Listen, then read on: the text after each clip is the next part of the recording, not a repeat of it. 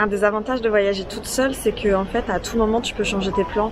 Genre, ce matin, j'ai pris le bus pour venir à Saint-Sébastien et puis en fait, à tout moment, je pouvais changer, l'annuler, ne pas le prendre, aller ailleurs. Voilà, c'est assez flexible et en fait, surtout, ça dépend que de nous et ça engage personne d'autre. Voyager seul, c'est aussi sortir de sa zone de confort parce que effectivement on va dans des endroits qu'on ne connaît pas, où on n'est jamais allé et on doit aller à la rencontre des gens pour leur parler, se débrouiller tout seul et clairement ça nous fait sortir de notre zone de confort et de ce qu'on a l'habitude et ça nous enrichit aussi. Voyager seul, c'est aussi être plus immergé dans la culture locale parce qu'on est plus au contact des locaux quand on est seul que quand on est avec d'autres personnes. Voyager seul, c'est aussi choisir quand est-ce qu'on veut vraiment être seul. Par exemple, là, j'ai fait des semaines un peu de folie en hostel où j'étais jamais seule.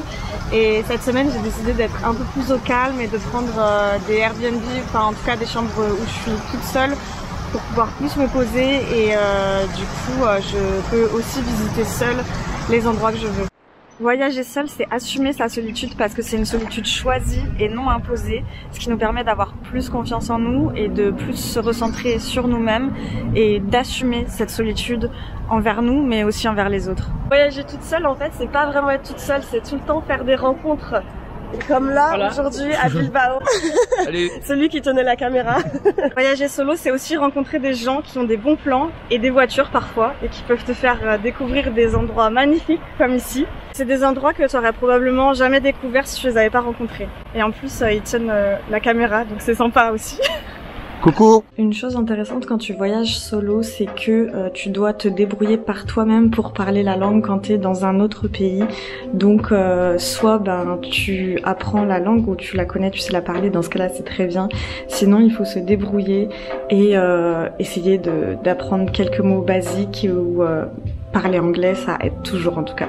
Voyager solo, c'est vivre une expérience unique. Parce qu'il y a que nous qui aurons ces souvenirs merveilleux de voyage et c'est peut-être parce qu'on ne peut pas les partager que ça rend l'expérience aussi unique. Voyager seul, c'est aussi devoir gérer son budget seul et parfois on a moins d'avantages en étant seul qu'en étant à deux par exemple pour voyager.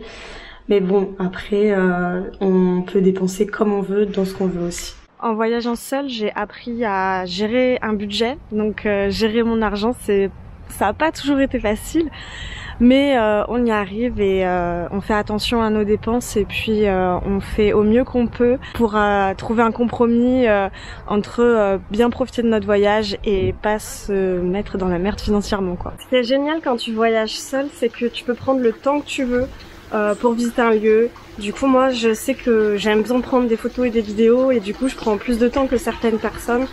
Et au moins, j'embête personne. Alors, un des désavantages quand tu voyages seul et que par exemple t'es dans un superbe endroit comme celui-ci, c'est que tu peux pas te prendre en photo toute seule, tu vois. J'aimerais bien faire une photo avec les palmiers, mais y a personne à qui je peux demander.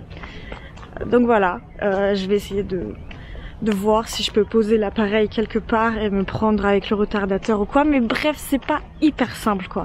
Un des avantages de voyager seul quand tu montes, c'est que tu peux aller au rythme que tu veux. T'es pas à la traîne parce que y a personne qui t'attend. Quand tu voyages seul, une chose est sûre, si tu loupes le coucher du soleil, tu peux t'en prendre qu'à toi en fait, tu vois. Tu peux pas remettre la faute sur les autres ou être énervé contre les autres, non, c'est juste toi. Donc voilà. Le voyage en solo, ça permet de se responsabiliser en fait.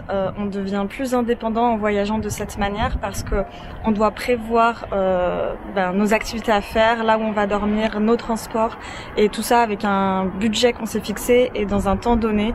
Et du coup, ça permet vraiment d'acquérir une indépendance.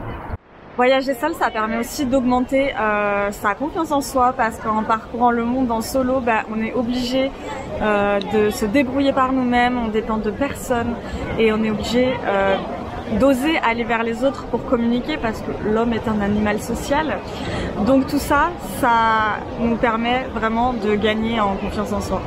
Voyager seul, ça permet aussi de faire le point avec soi-même parce qu'on n'a pas forcément le temps ou l'énergie de faire le point avec soi-même quand on est chez soi. On est souvent sollicité par la famille, le travail ou les amis et du coup quand on voyage seul, c'est le moment de faire une petite introspection sur soi et ça permet de savoir ce qu'on voudrait à l'avenir et aussi de prendre du recul sur certaines choses. Voyager solo, c'est surtout être libre.